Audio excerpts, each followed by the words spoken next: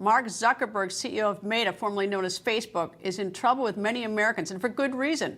I think it's also fair to call him weak and for sale. You would think with a personal net worth of $180.4 billion, he would not be tempted to sell his soul, but he did. Now the facts. And the facts, where'd I get them? I got them straight from him. He wrote those facts in a letter, and he signed it. The letter is on your screen, written by Zuckerberg to Jim Jordan, the chairman of the House Judiciary Committee. When I first read his letter, I thought, how low can he get? And where do I begin?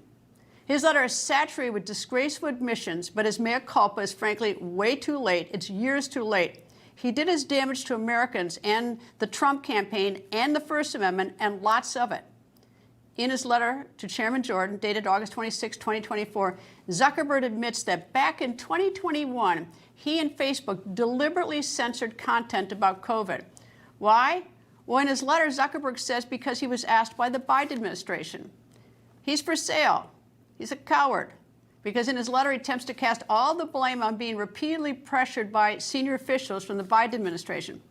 Zuckerberg admits it was wrong to do that. And he says in his letter, quote, "We own our decisions." My thought, yes, Mark Zuckerberg, you do own it.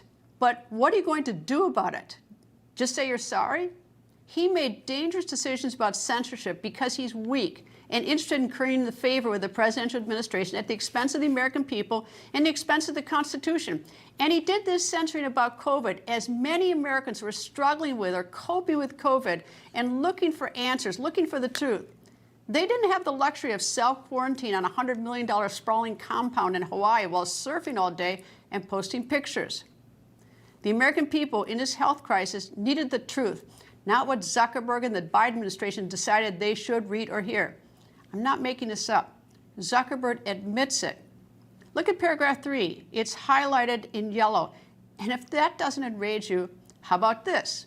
In his letter to Chairman Jordan, Zuckerberg conveniently describes the pressure as coming from senior officials in the Biden administration. He doesn't dare name them. He's a coward. He's afraid it will backfire on him socially and financially. If he tells us who in the Biden administration is censoring or controlling what the American people can know about a national health crisis, he won't name them. Rather, he will just continue to carry water for them and hope a lame statement like, "We own our decision," will make this all go away. But it isn't just censorship or COVID. Zuckerberg, Meta, formerly known as Facebook, and the FBI, they were up to their eyeballs in something else. The election, 2020. Zuckerberg admits, read his letter, it's online. He admits in 2020, leading up to the presidential election, Facebook was speaking with the FBI.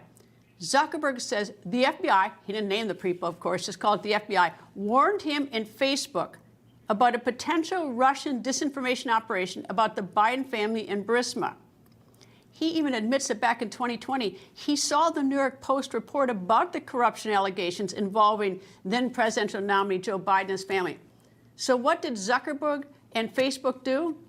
Zuckerberg writes in that letter that they temporarily demoted the story. Temporarily demoted the story? What do you think that means?